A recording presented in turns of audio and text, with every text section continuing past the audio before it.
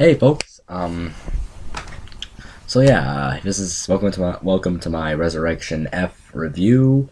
Um, I know I've been before we get into that though, let me just get some stuff out of the way. I've been talking to a few of my friends online. They've they said they were expecting me to do some Dragon Ball Super related stuff, which I will be planning on doing that. But unfortunately, I've been falling behind on Dragon Ball Super a lot. I mean, I have yet to finish the third episode. Embarrassing, I know, since but I've just missing so much stuff going on in my life right now. Like lots of drama these past several months. This last month especially. Um, I'm not gonna get into like really gruesome like specific details, but let's just say it's a miracle that I managed to get the ticket last night to see it in theaters. Um, well, I got to see it with my siblings, which was awesome. But yeah, I figured I couldn't go through tonight without doing a review of that. Also, aside from about Dragon Ball Super, uh, instead of doing episode by episode reviews, which would take all, which that will be pretty hectic at this point. Um, I'll probably just be watching as much of a series as I can, and then just sometime just doing like a video explaining my thoughts on the series so far, where I expect it to go, where I hope it'll go, what I like and dislike about it, and stuff like that, and other anime related, and other stuff too. Maybe some anime, more video games and stuff like you know, um, because Dragon Ball Z is my main thing, but I like to focus on some other stuff too. Uh, but yeah. All that said, Resurrection F. My personal review. So yeah, when I first heard of this and this movie, when I first heard of this movie being about Frieza's return, I was uh pretty skeptical about how they would pull that off. Uh, and and rightly so, since it's like how is Frieza gonna become stronger than a god, right? And that's just the question I had going into this movie, and well, does it? And that's just what was on my mind the whole time throughout watching this movie. How does Frieza ascend to that level of, ascending a god, Goku? Doesn't answer a question properly. Well, I'll talk about that later. Anyway, so the movie opens up with the infamous little intro. You got like the teddy bears and the stuffed animals, and they're in a marching band or something, and you got like the angels and everything, and they're just having a good time. And it's like it's funny because some people in the theater I was at thought they were like, huh, like what, did I stumble into the wrong theater? Like, is this like some sort of anime short that or some sort of cartoon short that's happening before the movie? It's like, um yeah, that was when I first saw that, that really threw me for a loop too. I was like, yeah, but then I remembered, I vaguely remember reading a few pages of a manga, but Fugatsu no F manga, and remembering, oh yeah, this is Frieza's hell. And then and it's funny, like when the cocoon uh spun around to reveal Frieza's face, everyone in the theater laughed, and so did I, because it was really funny. Because it's like, what better way to torment a sadistic tyrant than to torture him with fluffy teddy bears and stuff like that, right? So that was a that was funny.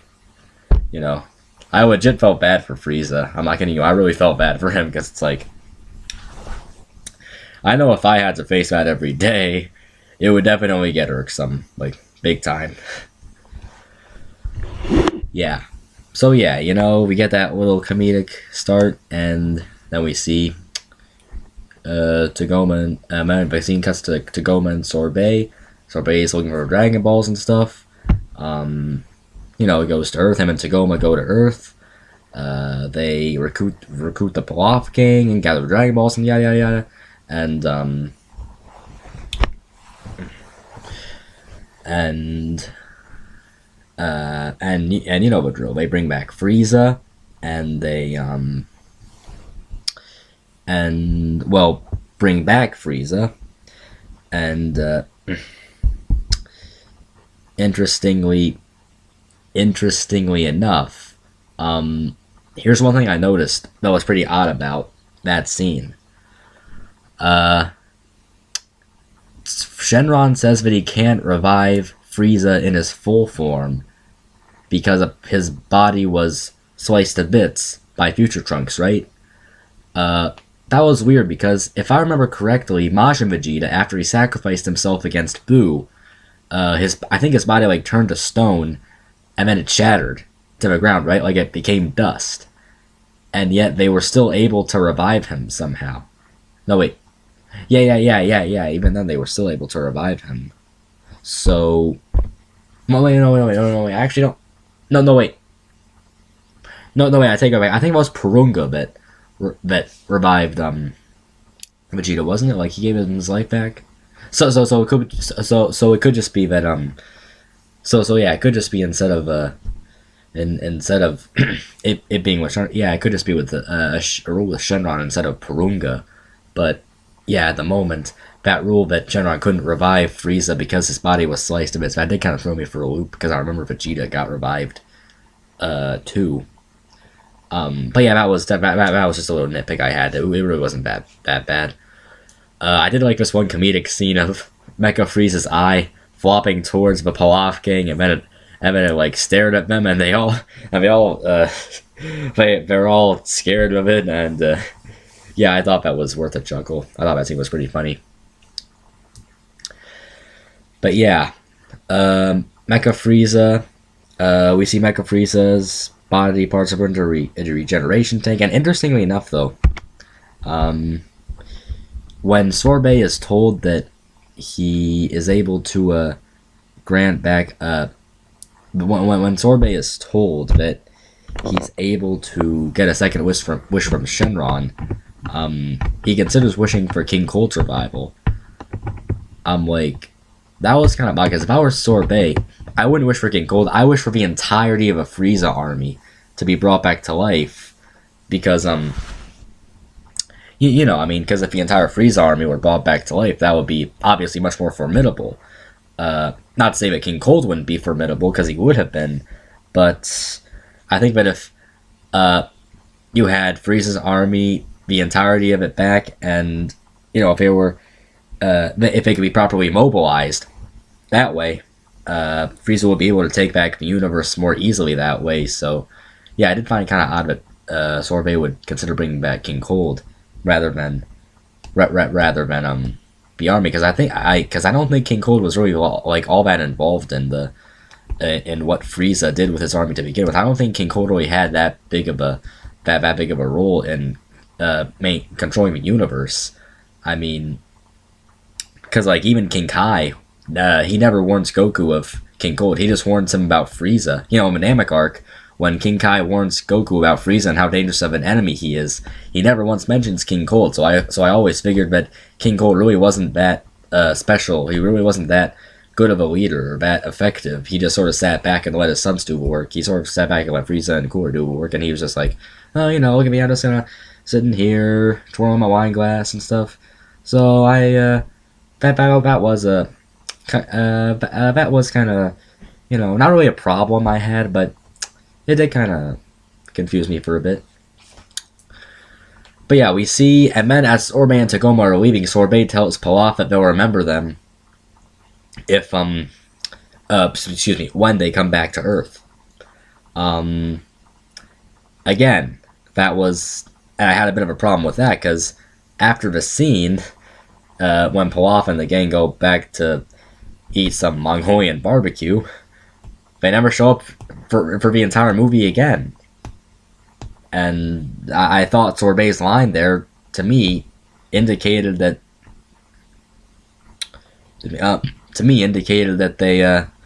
they would play a bigger part in the movie than that. So I was expecting them to be involved somehow. Apparently not. But yeah, that's not. Those are just a few nitpicks I have. Moving on. So Frieza gets revived. He very characteristically of him, he tests his strength by killing one of his minions, and then when Takuma speaks out of line, he just up and kills him too, which I think anyone in a theater at this point, if they haven't been introduced to Dragon Ball Z yet, I think we're getting a pretty good idea of just how intimidating, of just how pure evil Frieza can be. And so I really like that scenes, those scenes of him just killing his minions without a second thought. I really appreciated those scenes because I felt like, for newcomers, that really gave them the feeling of intimidation, that feeling of like, holy shit, like this is a really big ass villain. But Frieza is like bad to the bone. Like we're talking evil, like not just villainous, but it's pure evil. I just thought that Frieza did. Props to Toei for making both scenes so effective, and props to Chris Ayers for doing such a fantastic job. Yeah, Chris Ayers did an amazing job with it, flawless through and through. Yeah, great job, great introduction. I really love that. I huge Frieza fanboy. Love how he was brought back. A little odd how he was brought back in his first form, since it was Mecha Frieza's body parts, and he had his armor on too. But nah, that's just that is kind of odd. But then again, I guess it would have been pretty awkward for him to be brought back in his Mecha Frieza form, because then it's like, how would he be able to rise to the level of a god, right? But yeah. So yeah, moving on. Frieza then says that he'll train for 4 months, and then we get one of my biggest problems with the movie. Until now, it's been pretty good. Humor was alright, voice acting was great, animation was alright, but my biggest problem with the movie, and shout out to SaiyanZ3, who I might be shouting out to him quite a bit in this video, since he did like a 3-hour long rant about this on his YouTube channel. So yeah, there was a wellspring of problems that he brought up, and this being one of the more major ones in my opinion. The fact that we did not get to see Frieza training at all. We never got to see a glimpse of Frieza's training before, the 4-month jump cut to Jaco heading to Earth, to warn Bulma of Frieza's arrival.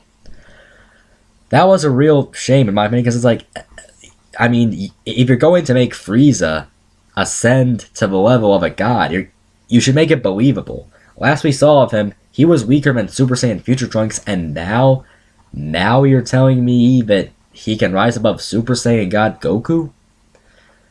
And you're not going to show a single glimpse of his training? Of how he ascended to that level? Now, granted, his form does have a weakness, the whole how his energy drains, since he didn't learn how to regulate his ki yet. So that was at least there's at least a somewhat, realistic edge to it, but still, the fact that he was able to keep up with Goku to begin with, considering how far he's gotten. And in his first form, he was able to one-shot Gohan too, so it's like, we need to see how he ascended, how he got that power. It's like, why? He just says that, oh, I'm gonna train for 4 months, and then 4 months passes, and it's like, like what, did I miss something? Like, what? Yeah, that was a pretty big gripe I had with this movie. But moving on. Again, so like I said, Jaco shows up, and Jaco, by the way, Todd Haberkorn did a great job as Jaco. I love his lighthearted comedic tone he gave to him. It was like really, which if you guys haven't read Jaco, by the way, read Jaco. Let's get minus. Yeah, if you've read Jaco, it would really help you. It would really help you fill you in on the whole backstory with Jaco and how he met Tights, Bulma's sister, and Professor Amori too. Even though Amori doesn't show up in this movie, which is a pretty big shame. But yeah, neither Tights nor Amori show up, but which is a shame since I liked them both. But yeah. Okay. So Jaco asks to see Bulma. Dr. Brief shows up and humorously calls him Taco, and they go outside to see Goldfish. Jocko has this, oh my god, what am I doing? I shouldn't be seeing I should be watching Goldfish. I have urgent news to deliver moment. And, again, pretty humorous.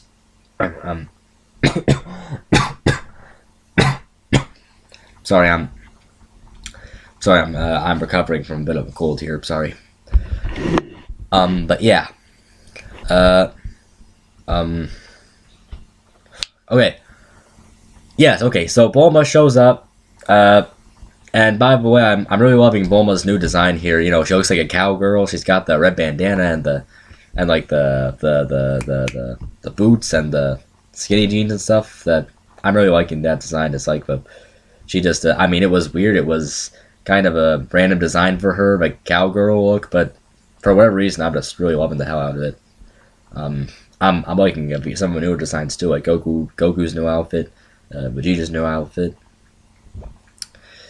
But yeah, Bulma shows up. Monica Rio, even though it took some getting used to, since I'm used to Tiffany Bulmer's Bulma voice. But yeah, Monica Rio did a great job. But anyway, so Bulma shows up. Jocko informs her of Frieza's return. Somewhere along the lines, she talks about how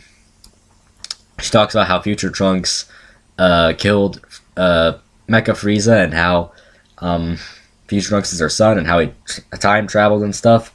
And Jocko says, "Oh no, you say it like it's no big deal. Time travel is strictly forbidden by international law, intergalactic law, or something like that." And then Bulma has this one line, "Well, those laws are clearly stupid." I like how Bulma's so blasé about the whole thing about the time travel being illegal. That was just really funny. Yeah, this movie is full of some pretty good humor, But yeah, Jocko warns of Frieza's arrival. And then next we see and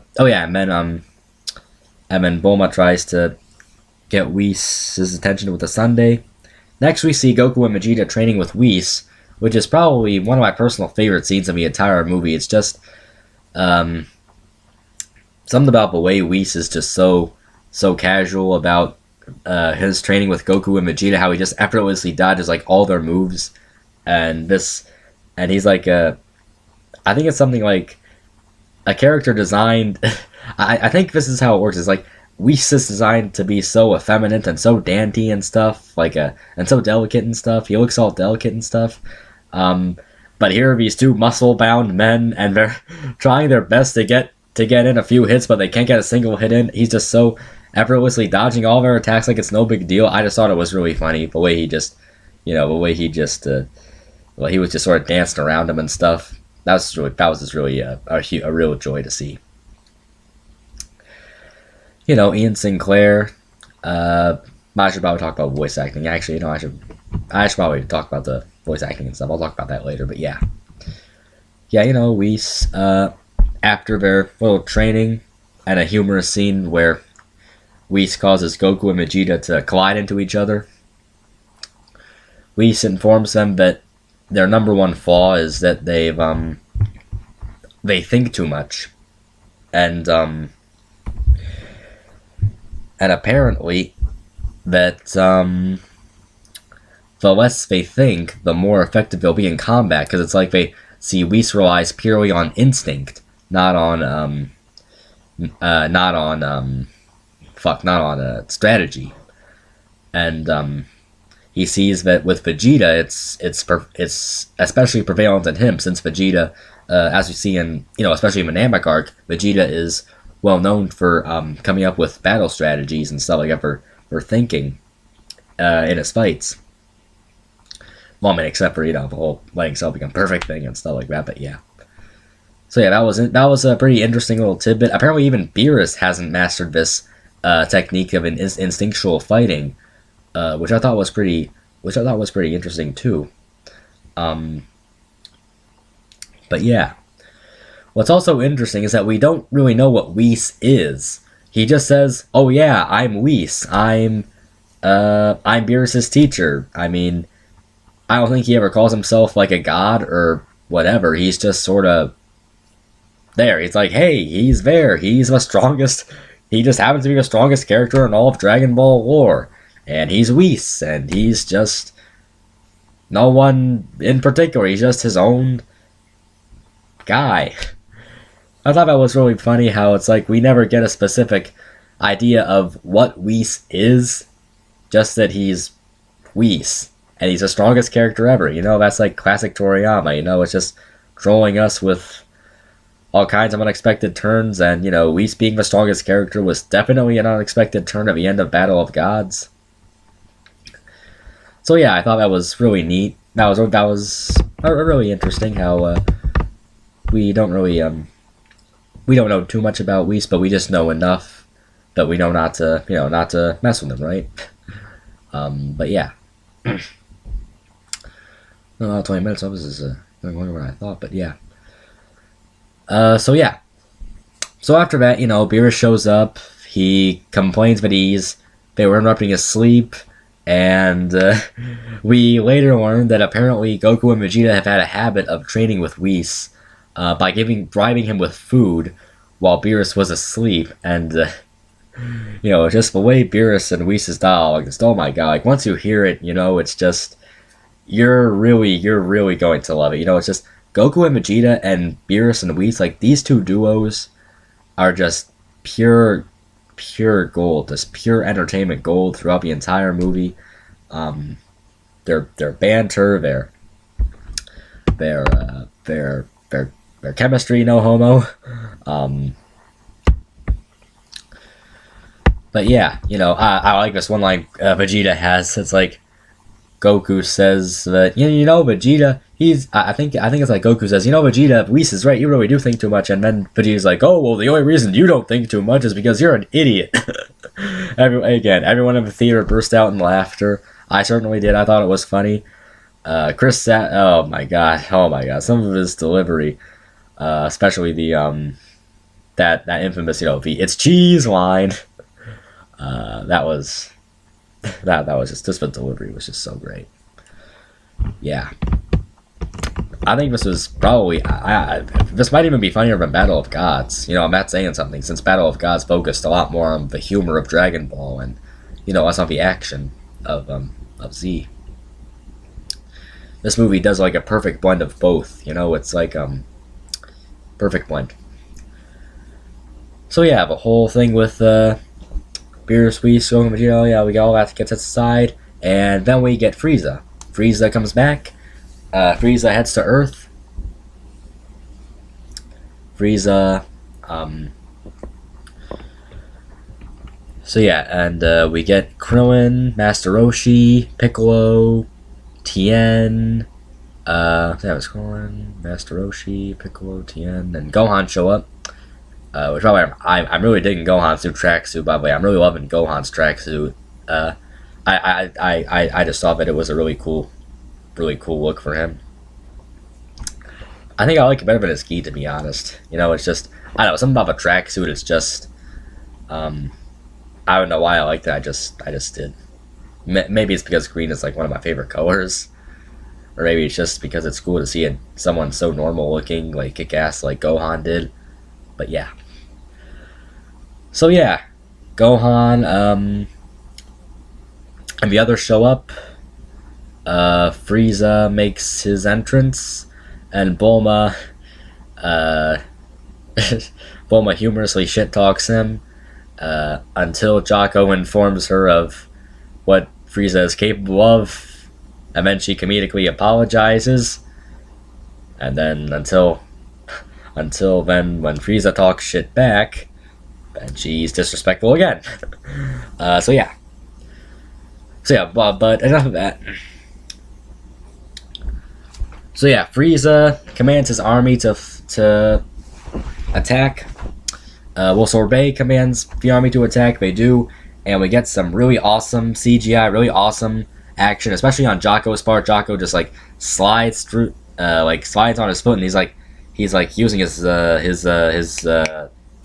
blaster, and at the end of it is when he's done kicking everyone's ass, he does that iconic that pose that if you guys have read the manga, you know what I'm talking about. That one pose he does where he's like this, which it almost reminds me of a Ginyu Force, actually. But yeah, But yeah, I'm really loving Jocko. Some of Jocko's moves, like the somersault he does too, when he hangs on that branch, and then he dives into the water, and all the minions are shooting at him.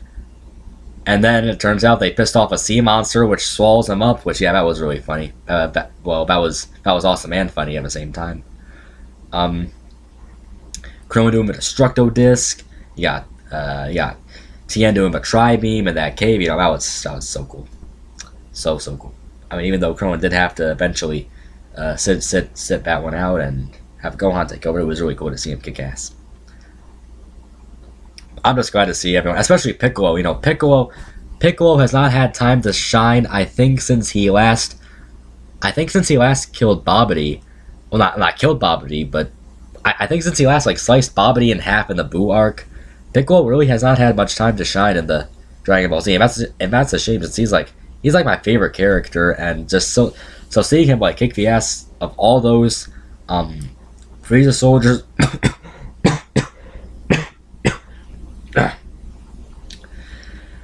Yeah, that was really cool. I loved it. It was really funny. When he took off his turban and he dropped it on one of the Frieza soldiers and he sank to the ground, and he was like, "Oh, whoops, sorry, I forgot this," or something like that. And then he takes off his cape, and then he drops it on someone else, and they sink to the ground or to the ocean, and that was just really funny. So funny, so good. Yeah, whenever Piccolo takes off his weighted clothing, shit's going down. Roshi was a lot of fun too, seeing him in his buff form, which he hasn't had ever since Dragon Ball. Again, just seeing Roshi even though eventually the Z fighters, even though eventually they did all run out of steam, this was just, I think, one of the best parts of the movie. I would argue probably up there with Goku versus the fight between Goku and Frieza itself.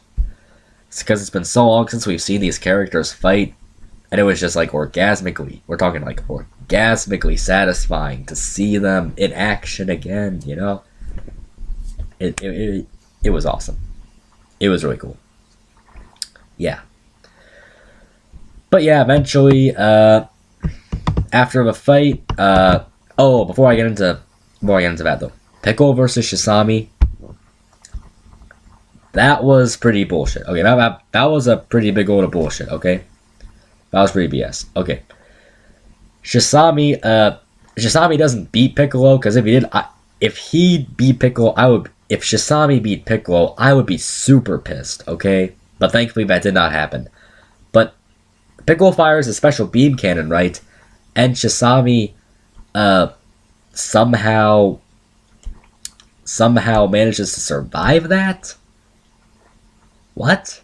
I mean, Piccolo, the same Piccolo who went toe-to-toe with 17, and a lot of time has passed since his fight with 17, so it's really, it's easy to assume, he's probably trained with, and he's probably gotten stronger. But Shisami was, I think, stated to be a Zarbon/Dodoria level soldier.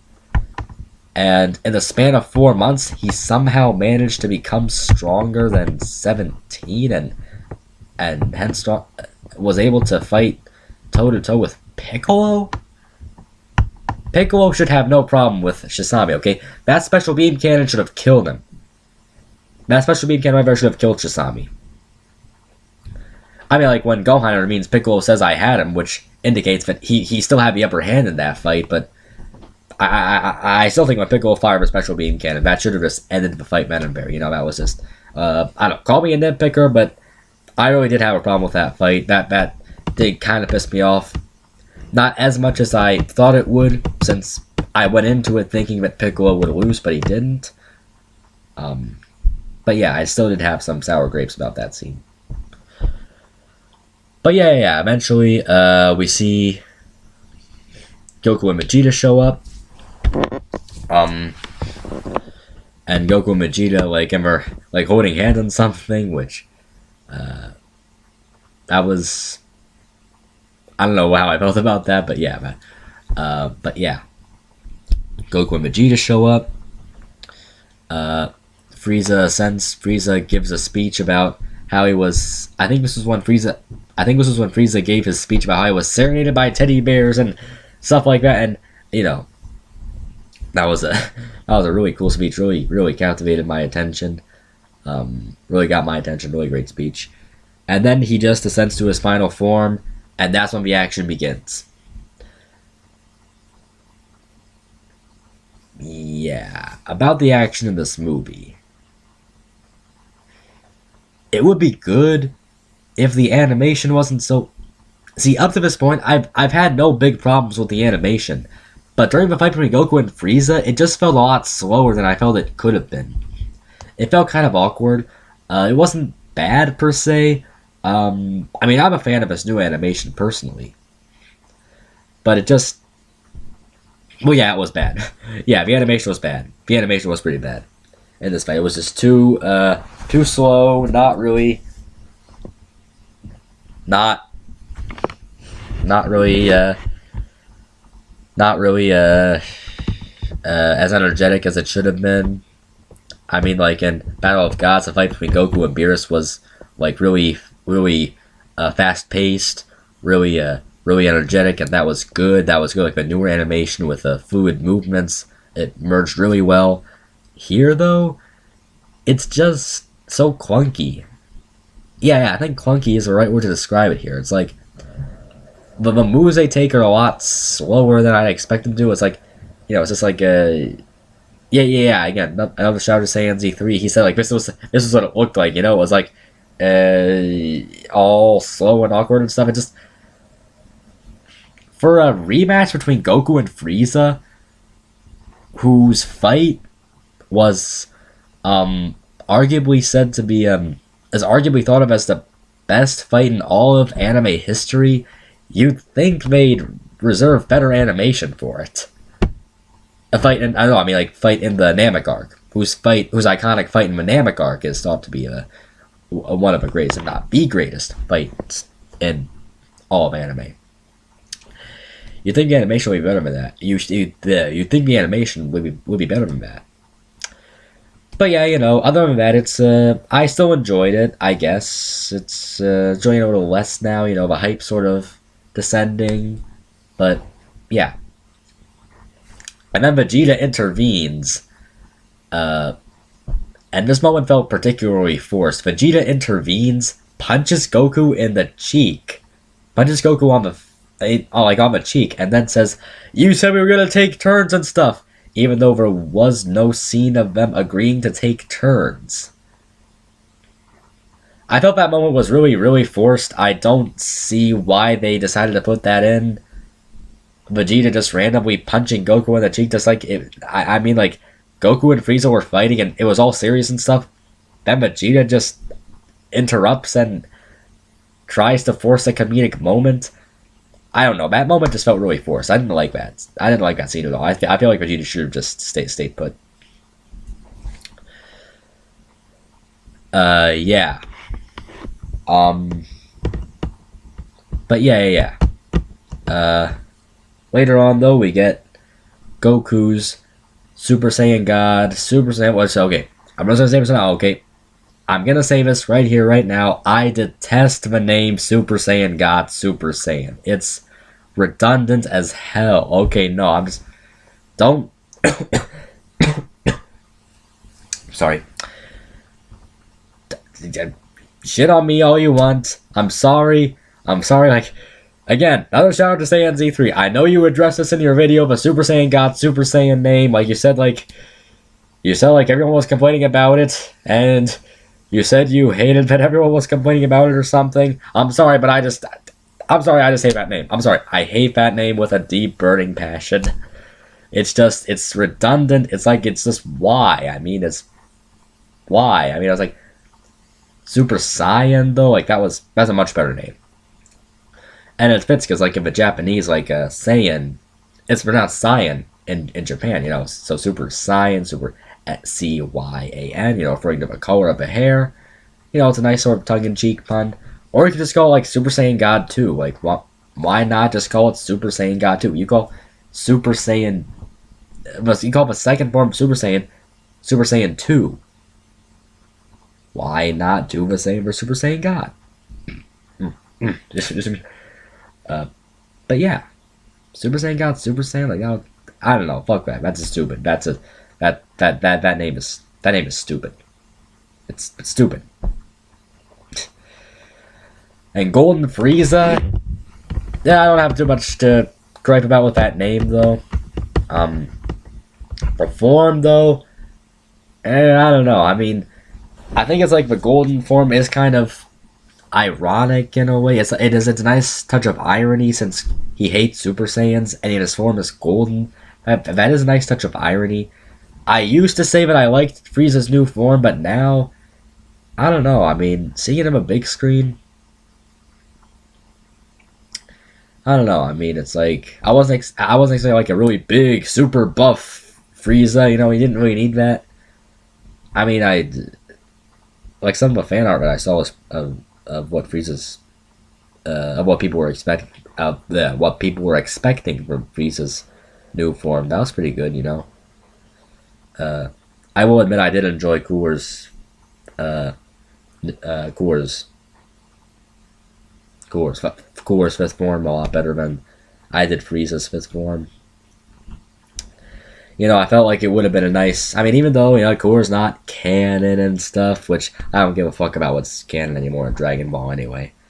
Ever since Minus and stuff, and ever since, like I said, ever since Saiyan Z3 ripped the hell out of this movie, ripped the living hell out of this movie.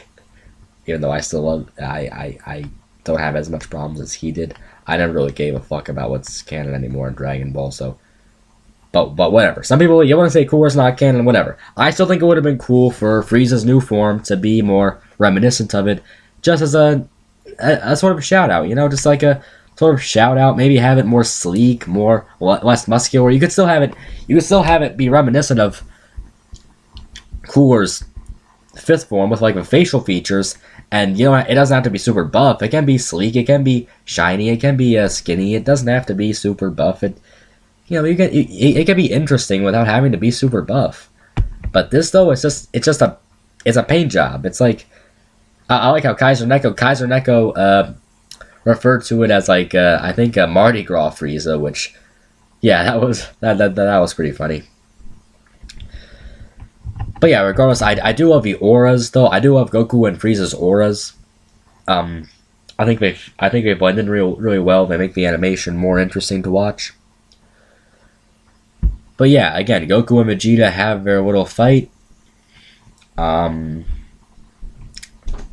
then we cut to, then we get to a pretty controversial scene. And again, this is like the fifth or sixth time I've shouted out to Saiyan Z3, but it's like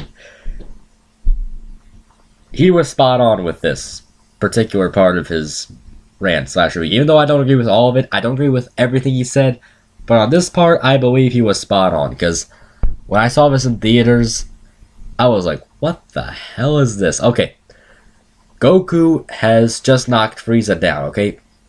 Goku is about to deliver a final... No, wait. I think, like, Goku has knocked Frieza down. He's delivered a final blow. He's about to deliver a final blow, I think, and then he gets knocked out by Sorbet's laser? Huh? Didn't he take death... I mean... Didn't he take a death beam to the chin in the Namek arc?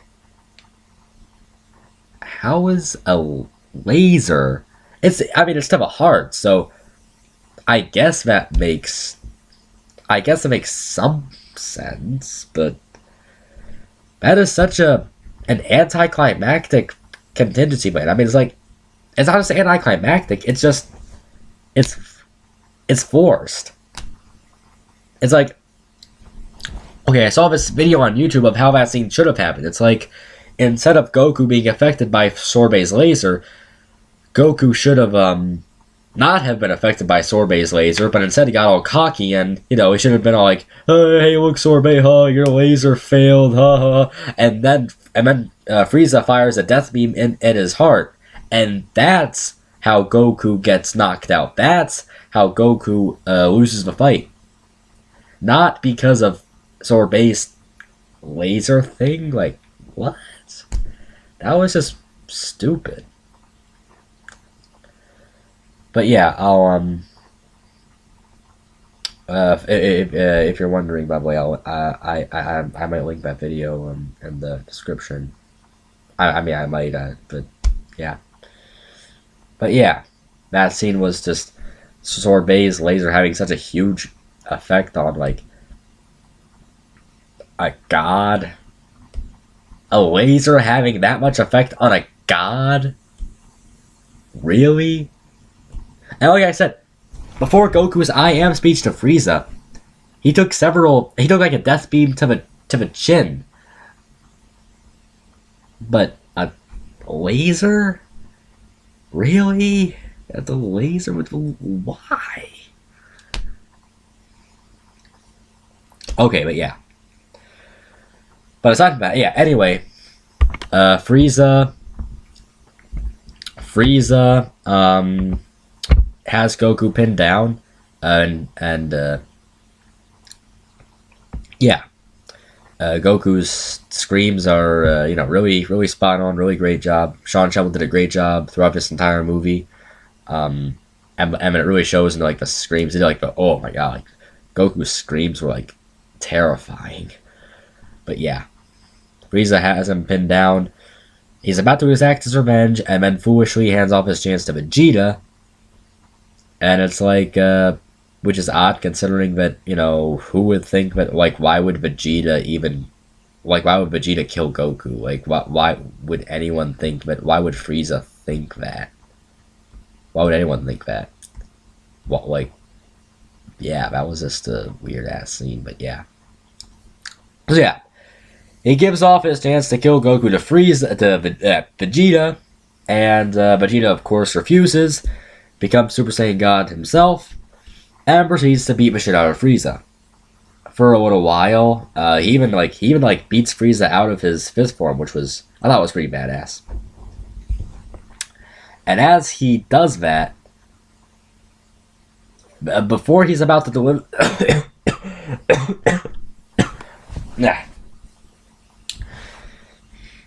sorry about that. Yeah, sorry for my coughing in this video. That's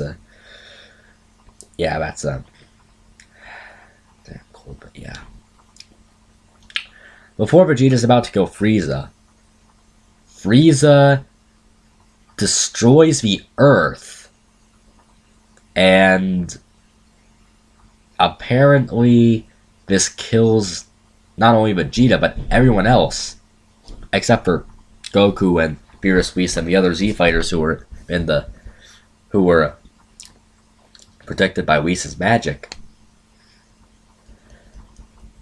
But yeah, I don't know, something about Frieza destroying the Earth, that felt a little ass-pullish to me. It's like, I don't know, it's like Frieza,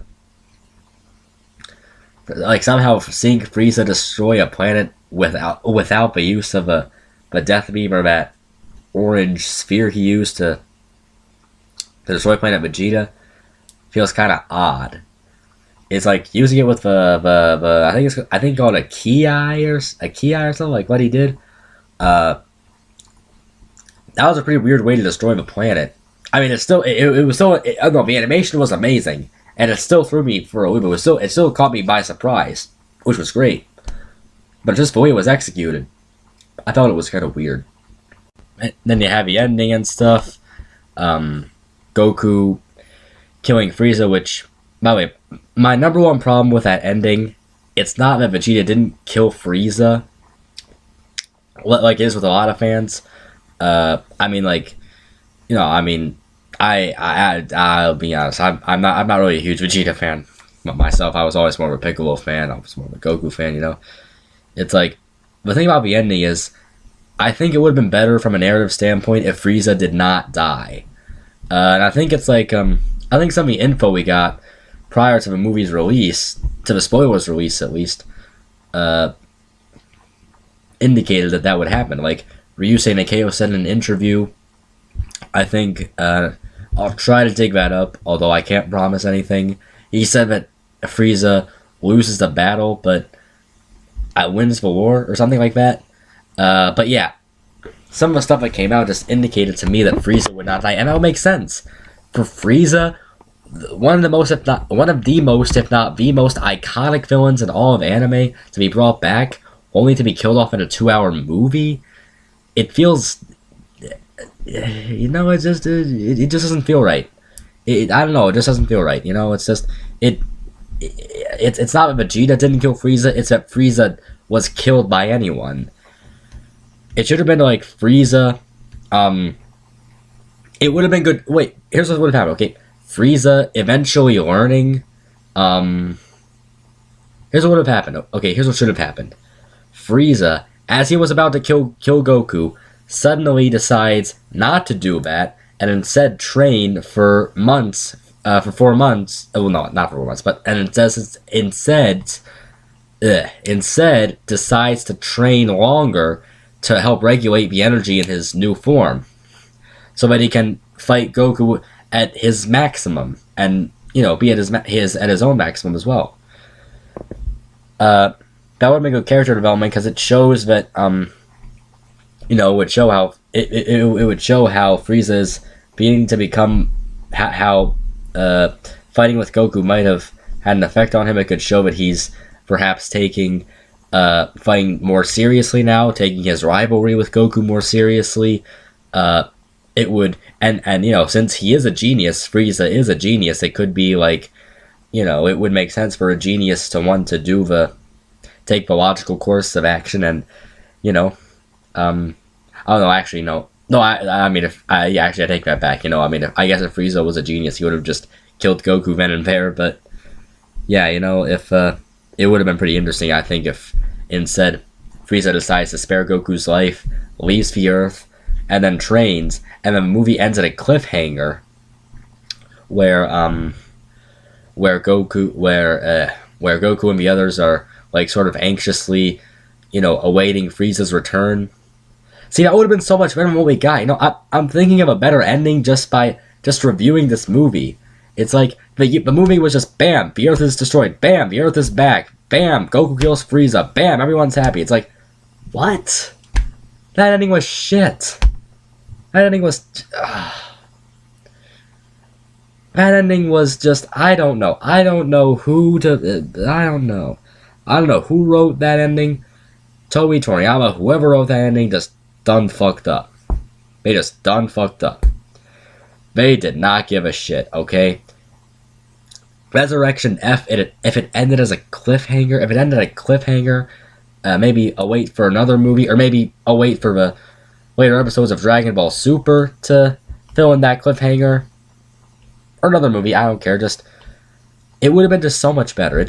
I don't know, I mean, if Frieza would have just taken that opportunity to maybe show some of his own pride, and to want to fight Goku at his maximum, and to want to fight Goku with his full potential unlocked, able to use his new form through and through. That would have been so epic to see. Like, maybe in the next movie we could see like a lot more, hopefully with better animation. We could see an uninterrupted fight, mind you, between Goku and Frieza.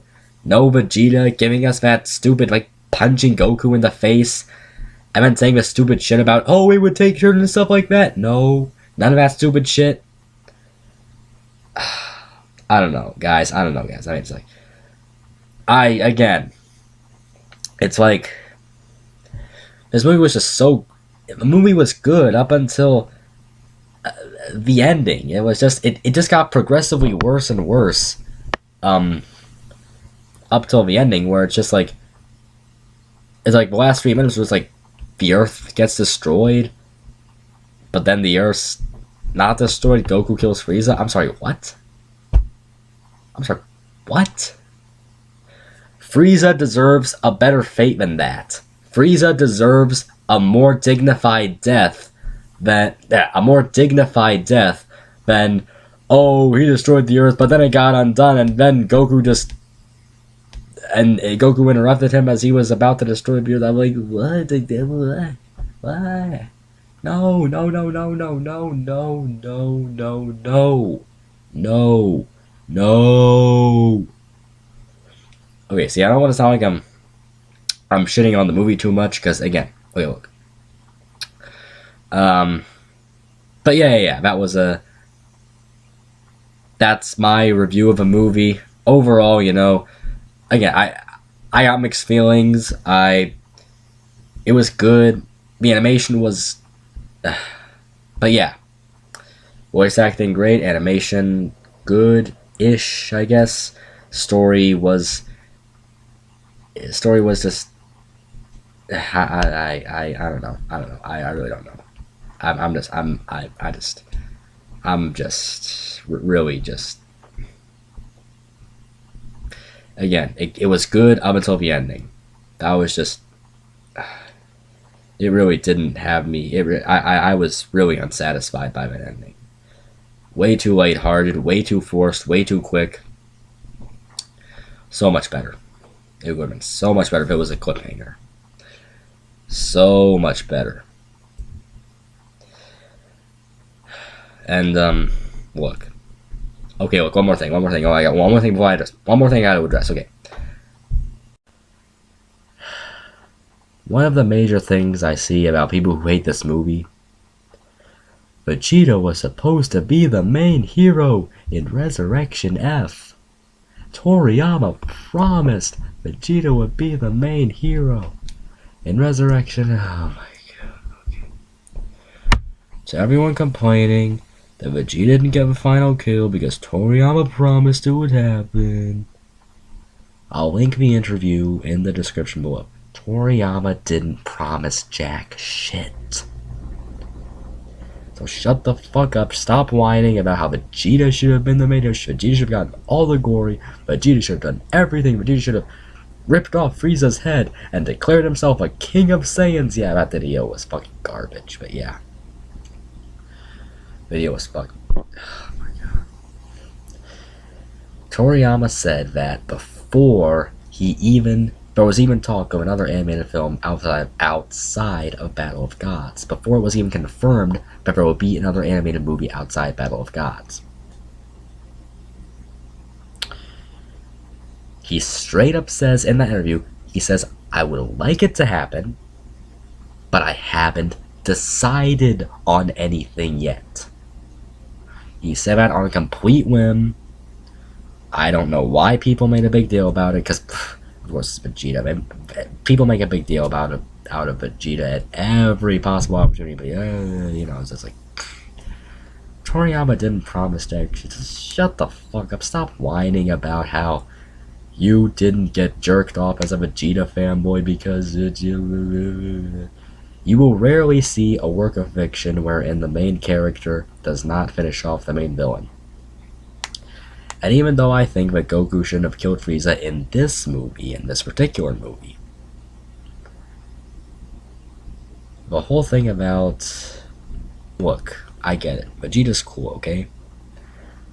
But spreading rumors like this? Really? Toriyama promised Vegeta would be the main hero? Really? Can you not read? I've heard this complaint so many times, it's like, it's... fuck this, man. Okay, yeah, that's all I have to say about that. But yeah. Okay, so, sorry I went off on a tangent there. But yeah, about that. Resurrection F. Yeah, again, great voice acting, good animation, storyline was mixed. I enjoyed it for what it was. I thought it was really... I think I like Battle of God. I don't know how I feel about this movie in comparison to Battle of Gods. I think I like Battle of Gods more.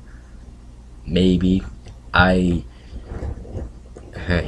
I haven't really thought about it too much in comparison to that movie, but yeah. I give it a 6.5 out of 10. I think the thing about this movie, I think it'd be a lot better if it wasn't so rushed. See, this movie's dub came out, I think like, this movie's dub came out less than a year after Battle of Gods dub came out. I mean, holy wow. It was only last summer when we heard about this. I think it wasn't even last summer when we heard about this. I think it was even sooner than that. Oh, wait. Yeah, later than that. It's like, so much was revealed so soon.